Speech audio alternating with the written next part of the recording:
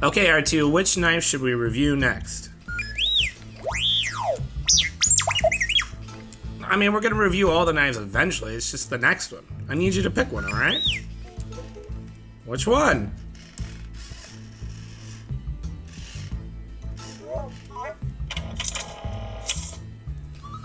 The Shamwari? Oh, such a diva. You're a Shamwari.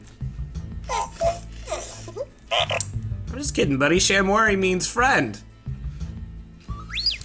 Yeah, this is a 3-inch Shamwari, and you're like a, I don't know, a 7-inch Shamwari. This was made by Gareth and Jason Bull. I don't know who made you, but I have a sneaky suspicion they were dyslexic.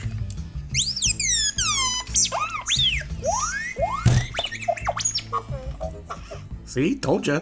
As per requested by R2, this is the Gareth Bull 3-inch Shamwari. Pretty excited to do this review. I know everybody was going crazy for this knife, and I didn't really have that much interest in it, but it came up in a trade, so I'm taking a stab at it.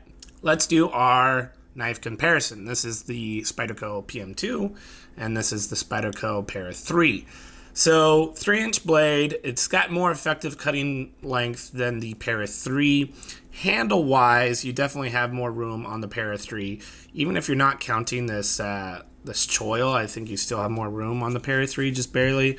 But that really is an important comparison just size wise, because the profile of the Shamwaris are pretty much all identical. So unless you're comparing it to something else, it's really hard to tell, is this the 3-inch, the 3.3, or the 3.5? This is the smaller one, the 3-inch blade. So with that done, we're gonna do our little official weigh-in. And we're clocking in at 2.47 ounces. So this is definitely under an ounce an inch, but we're not looking at any like internal milling or anything like that. So very lightweight, but you know, if you had carbon fiber instead of, you know, a titanium scale, or if you did a little bit more milling, you could make it even lighter, but that's not to knock it. You know, 2.4 ounces is extremely light in the pocket and something that the knife should be proud of if it had emotions. So now we're going to get into the dent, the decent, the excellent, the nitpicks, and the terrible of this piece of metal. In the decent, we want to talk about that weigh-in.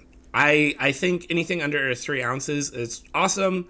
And so for a 3-inch blade to be at, you know, 2.5-ish, that is really, really, really good. I could put it in the excellent, but weight is just, you know, once you get past a certain point, it matters less. But I do want to point it out and just really implore you to understand how light this knife is, which is great. The contouring of the titanium handles really does help the ergos out. I think if this was just flat like a slab, it wouldn't be as comfortable as it is. So I think, you know, taking the time to get this down right and, you know, comfort is important, even on a small knife where sometimes it might not be the most comfortable thing. But this is good. I don't think it's near as comfortable as some of the other knives in this size category. But comparing it to like a small Sabenza, I do like it a smidge better. I feel like the contouring helps it out a little bit more than just the flatness of like a Sabenza. The little point here is very similar to a Sabenza. We'll talk about that later. The clip on this thing is actually really, really legitimate. It's a kind of a 3D milled clip, but it's still got some spring to it. It's screwed in from the inside of the scale, so it's very minimalistic. There's no, you know, you can see the butt of the screw right there, but other than that, it's like a very clean design. It lifts up, so it does have ramp, but it's not too pokey in the hand like some of the clips that I don't like do. The ease at which to get this into the pocket is very good. I will point out, you know, just from hearing other people's opinion of the textured titanium, which has the perpendicular lines going all the way down, that creates a little bit too much traction for a lot of people. So if you're worried about getting it in and out as far as the clip goes, I would say this smoother, just normal titanium finish will help with getting in and out of the pocket.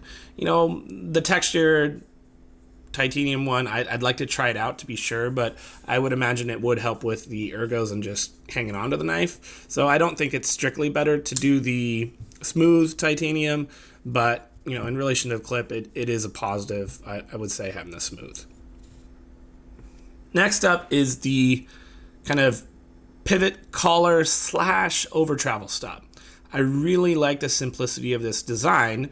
It's kind of pulling double duty. It's your pivot collar, which you need usually, and it's also over travel stop, which, you know, if you only are ever going to have somebody that knows what they're doing use the knife, you probably wouldn't need over travel stop.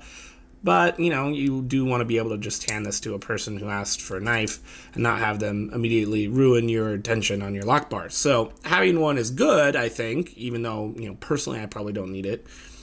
Having this design where, you know, it just is dual function, I think is a really clean design. I like that a lot. And then aesthetically, I really do like these milled kind of grooves, round grooves on there. It reminds me of like electromagnetic plate or something. Splash of color, obviously, with the blue anodizing. You've got the pivot collar, the smaller one on this side, you have the big one on this side, and you have the titanium blue standoff there, and it just kind of ties the whole knife together. It's not too flashy, it's not too, hey, look at me, but it's enough visual interest to make it, you know, aesthetically pleasing to the eye.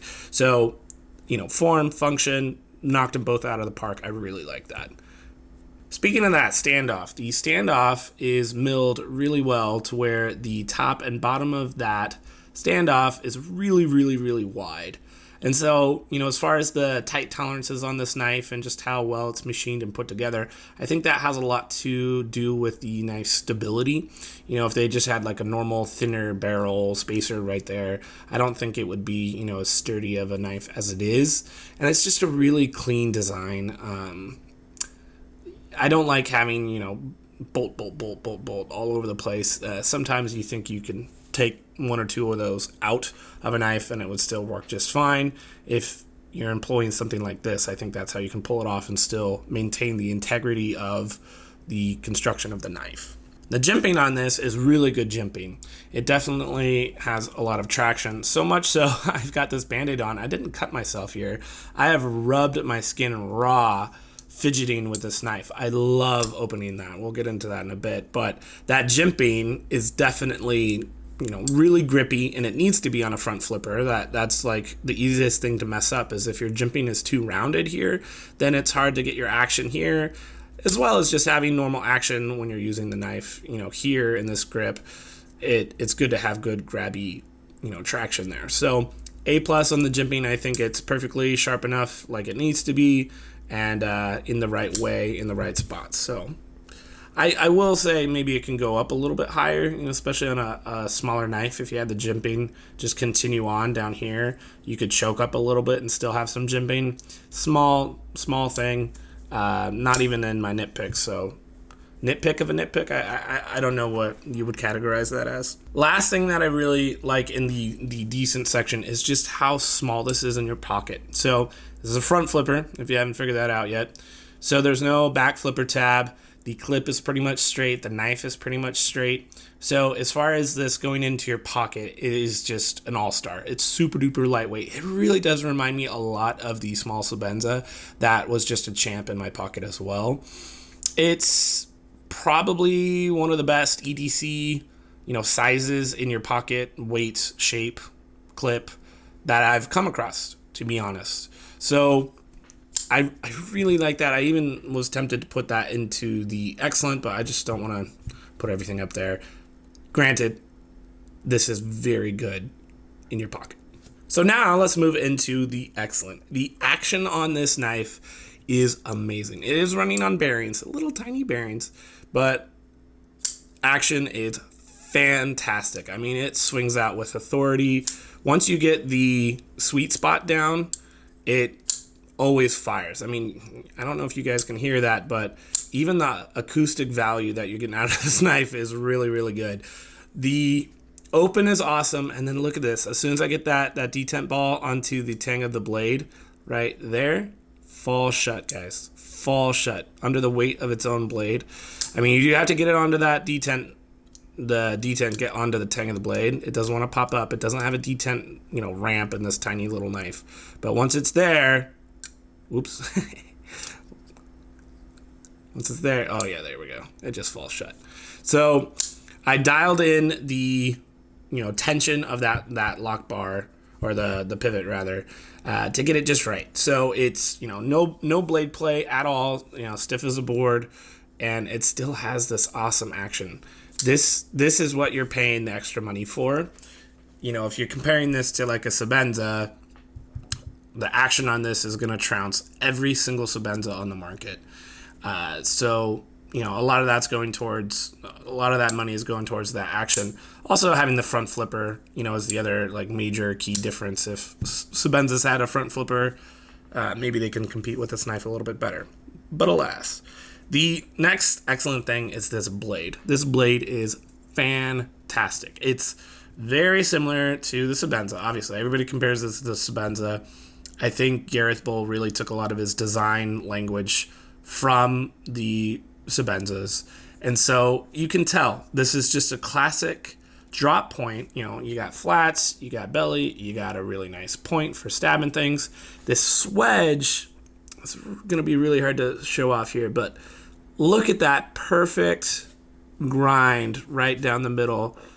If you look at it from the side, you're like, oh, did he do too much on this side? And then you look at it at the side, and you're like, no, wait, it's just as, even on this side. And it's really, you have to get in the lighting, like, just perfect to see that it is super duper precise on that swedge on both sides. And it's aesthetically pleasing to the eye, and it's just extremely practical.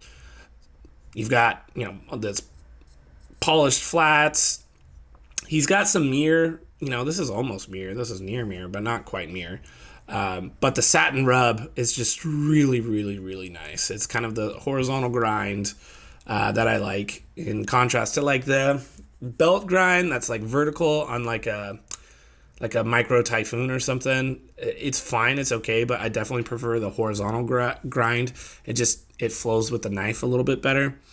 This is super, super, super clean. The fact that it's M390 is just the cherry on the top, but how it looks, how it functions, there's literally nothing I can complain about this blade. It is basically perfection. The last excellent thing I want to talk about is just how minimally this is designed. And I don't mean that in a bad way. I mean, good design is not just like adding features to a design. It's actually, what does this knife need to do? What does this design need to do? What things can I take away from it? And you see a lot of knives that are just over-designed and have too many things. And it doesn't necessarily hurt the function of it all the time, but if you can achieve the same function by removing something, that in general is going to be a better design. I'll give you an example of something that I actually really, really like, the Spyderco Spidey Chef. Now, you've got these like 4 screws in the back, and 5 if you kind of count the lanyard hole, as far as like what's holding it together, what's lining everything up. I'm pretty sure there is a way to get rid of 1 or 2 of these screws. You know what I mean? Like, this was over-designed in that regard, and you could probably figure out, instead of having it here and here, have one here, and maybe have, the top and bottom of the barrel spacer be a little bit more wide, like this, to kind of solve the problem of, removing any kind of structural integrity from the knife.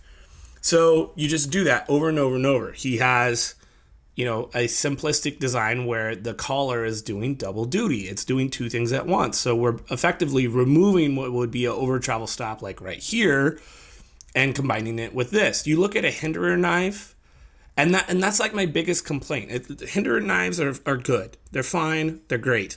But if he had to start over, if nobody knew that Hinderer existed, the designs are not minimal like this. They're over-designed. You want to say they're overbuilt, and they kind of are, but not really. It's not like a Medford over-designed. It's instead just not efficient. It's very inefficient, and this is very efficient. It reminds me, like, if Apple designed a knife, it would look like this. Very similar. except for it would come in rose gold and be like twice as much. You get what I'm saying? That it's about that simplistic yet practical design, and this hits it home more than I think any other knife I've come across since I've gotten into the hobby. So that is a really, really, high feather it can stick in its cap that I think Gareth and Jason should be proud of. On to the nitpicks.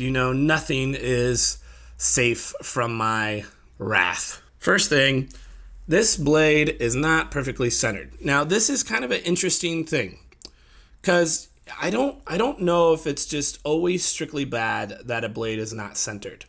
And I want to explain why. And I'm going to use another knife to kind of demonstrate this. So here I've got the Reich 1507.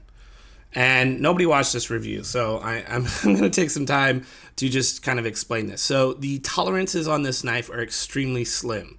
So you have, if you look here at the tip, it is not centered. It's ever so slightly favoring the presentation side. And it's weird because you look up here and you realize how tight those tolerances are of like behind the blade here.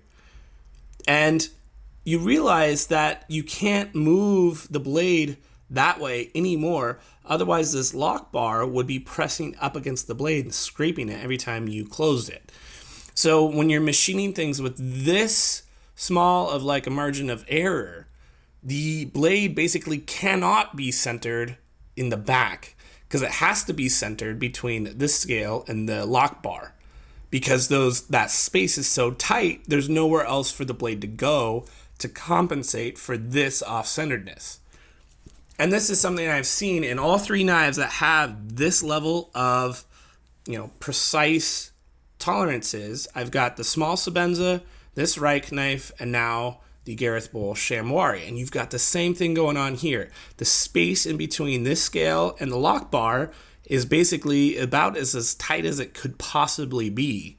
So in order to move the blade over here, you're going to be scraping up along that sidebar. So the question is, do we not demand such tight tolerances so that the blade is centered at the back of the blade?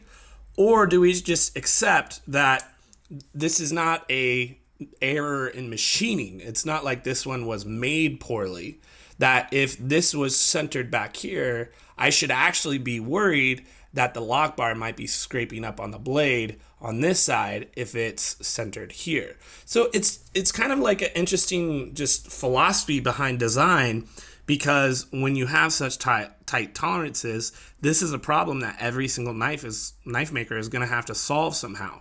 Do you design your lock bar in a way that's different so it's not going to be rubbing into your blade? Do you grind the blade different so it's not going to run into that lock bar? These are interesting problems to solve. And so I'm not worried about the centering in the sense that there's something wrong with this knife. It's more just an observation that because of the tight tolerances, that is going to be a nitpick for me, because it's something that, you're taking away from the knife. I think as far as like objective nitpicks that you can have with a knife or problems that you would have with a knife, blade centering is on the more vanity side of the things that we want out of a knife. In general, if it's not centered, that doesn't obligate it to mean that the knife is malfunctioning somehow or is, damaging itself. Now, it could be so much blade play that the blade is like rubbing up against the side of the handle, and you can make a knife just poorly so it's misaligned and doesn't have tight tolerances. So I'm not saying that we should never care about centering. I'm just saying that just because it's not centered does not mean there was a design flaw with a knife or a machining flaw with a knife. Sometimes it's just how tight that tolerance is between a frame lock, lock bar. You don't really have anywhere else to go. So just wanted to spend time on that because I think it's an interesting thing that I don't hear people talk about that often. And this is super subjective, but it's worth talking about because I need to warn you. I have medium-sized hands, and this knife is a little too small. It fits. I get all my fingers on there. I would say it's somewhere in between comfort level of the mini Ethereum and the Pleroma, where I think the Pleroma is probably a little bit more comfortable and the mini Ethereum is still worse than this. You know, your mileage is totally going to vary. If you have medium to small hands, this is going to fit you just fine. It's not going to be a problem. If you have medium plus, you might want to think about getting a different size. Now, he makes a 3.3 inch and a 3.5 inch to my knowledge. I think he has some smaller ones, but I wouldn't, for me, I'm not interested in those if this is already kind of on the small side. But if I was going to get a spot on his books or win a raffle to buy a new one, I'd be looking for the 3.3 or the 3.5 personally. I think all the positives of this knife are pretty much maintained when you go to the bigger ones. Obviously, it's going to weigh more. It's going to be a little bit bigger, but it's still going to be extremely, compact. The blade goes all the way to the back of the knife. You don't have a lot of wasted space hanging off the back of it. And, it's straight in the pocket. You have no flipper tab. So all the points about how this is such a good EDC knife, I think, apply just as well to the 3.3 inch. It's just be very careful. The 3 inch is very small. So be prepared for what you're getting into. Next nitpick is something I also shared on my first review ever, which was for the small Sebenza, and that's this point right here. Now, I get it. A lot of people are afraid of, stabbing into something and their hand coming forward and cutting themselves on the blade. Maybe you're in a situation where you're stabbing stuff really vigorously all the time, whatever it is. I'm not going to speculate. But I don't think for like an EDC blade, I'd say 90% of the time, if not more, I'm just pulling numbers out of my ass, I don't think you need to worry about you just falling forward onto the blade. I think that most of us know like the limitations of what a pocket knife is going to be for us. The difference between this and like a fixed blade or sword or anything else, that if we could just chop that part off and make it flush so I can nestle up right here, this knife would be the perfect knife in my opinion. You have a lot of knives that do this, like the Lamic Busker. Just make that flat so you can choke up. It's not a problem. I'm not worried about cutting myself. It's a little bit of a concern, but really I think if I just am mindful of how I'm using it, then it's not going to be that big of a deal. So I think that's, you look at this knife and you think, how can we make this better? You chop that off. And I really did look at like the geometry of the blade, and I don't think there's any mechanical reason why you would not be able to flatten that part out, as far as like where the washer is, washers would be rather, or where the bearings are. I think there's nothing that's really interfering with just flattening the blade and the scales down so we could choke up. And then it would fit perfectly. It would be great. Oh my gosh. So that's it for my nitpicks. I do have one terrible thing to talk about. The terrible thing is this. This is a very difficult knife to get. He used to just be first come, first serve on Instagram was how you got one of these. Now he's moved to for an hour, everybody that sees this, you say in, and then he does a random drawing for the people that get to pay for the knife and buy one. A lot of the popular knife makers are doing something similar. I think the Holtz just moved to something like that on their website. It's just kind of the nature of these really in-demand knives. I get it. I understand. The reason this is still in the terrible, and I don't necessarily hold it against this knife in particular, and it's something that it's fallen victim to of its own success, is they're too popular for their production levels. So what's the solution? Is it just tough? We all have to wait. We have to pray. We have to hope that we get one of these knives in the secondary market and overpay for it, or trade, the farm over for it.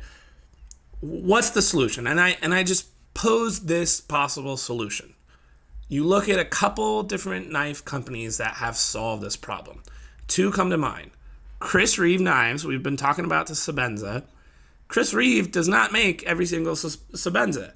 What he does is he hires people, he trains people, and he makes sure that the precision that they are so well known for is achievable by anybody that he hires. And it doesn't have to be specifically him that makes every single knife. I took this knife apart, and on the blade and both scales, there's a little J, and I have a sneaky suspicion that was Jason that made this knife, and it's just perfectly fine. It's probably just as good as if Gareth had made it.